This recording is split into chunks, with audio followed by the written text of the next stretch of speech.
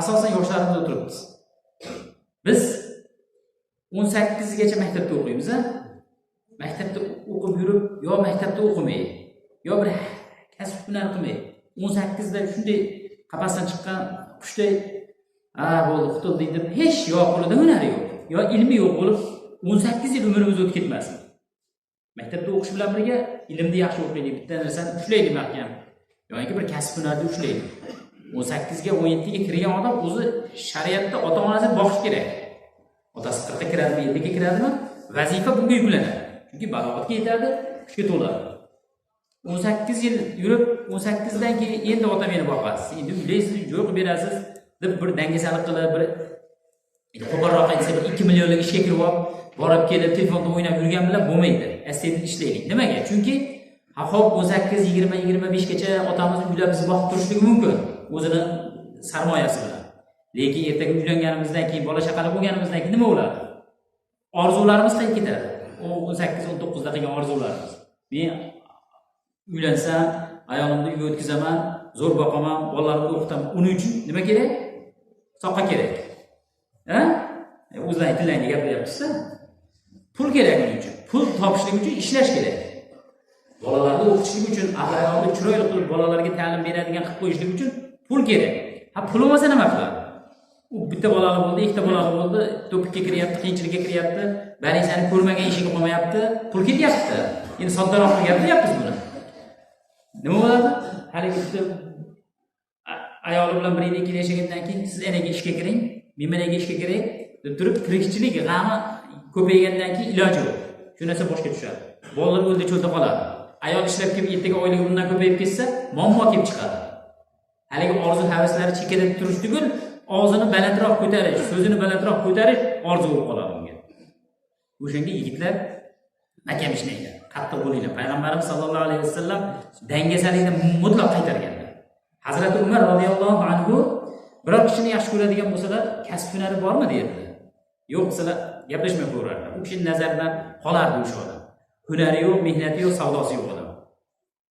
Nimaga? Chunki jamiyatni ham orqaga tortadigan, oilani ham, kelajagini ham orqaga tortadigan insonlarga dangasalik. Hazrat Umar aytadilar. Alloh taolo insonni ishlash uchun yaratdi. Dunyoda shunaqa endi. Ishlash uchun keldik. Agar ishlamasa, u ishda murod amal qilish uchun, yo dunyo amali, yo oxirat amali. Agar ishlamasa bekorchi bo'lib qoladi. Bekorchi bo'lgandan keyin albatta nima bo'ladi? Gunohlar, boshqa ishlar ochiladi. Va yana ulamolarimiz aytadi, bekorchi odamga deydilar. Inson bekorchi bo'lib qolsa nima bo'ladi? Bekorchi bo'lib qolsa fikri o'ladi, zehni o'ladi, g'ayrati o'ladi, fikrlamay qo'yadi. Mana bitta o'tkir odam, oddiy misol. Bitta o'tkir tadbirkor, savdogar, shustri odamda endi, o'tkir odam. Dengiz odam bor. Bitta savdo yo'lini yoki biror narsani aytsangiz, haligi xushyor odam, emchil odam, chaqqon odam vaqt turadi, ko'zlab turadi. Shu ishni qilsam shuncha foyda bo'lar ekan. Tayyor holatda turadi. Mana bu dunyo hali go'vala odamga endi qo'polroq aytamizlar. U menimcha foyda qilar ekansan, mana buni pulni olganda buni ishlagin, bunday apkegimda mana shu ishni qilgin deb aytsangiz, qilaymi, qilmaymi deydi. Hali pulni qo'liga berib qo'ysangiz ham yutuq bilan chiqmaydi, zarar bilan chiqadi. Yeb bitirib tugatadi. Ko'ring? Bo'lmasa, buni ishlayotgan odamdan buni janivar ko'p yotadi. Ko'p o'tiradi, ko'p vaqt ko'p o'ylanishga. Lekin fikri o'lib bo'lgan. O'shanga aslida g'ayratli, shijoatli bo'lsak, inshaalloh yaxshilik bo'ladi. Bu g'ayratsizlik, shijoatlik insonni yomonlikka olib boradi. Bekorchilik, gunohlar aytdi-ku. Mana ko'raylik jamiyatimizdagi, atrofimizdagi oilalarni. Iqtisodi yaxshi oilalar,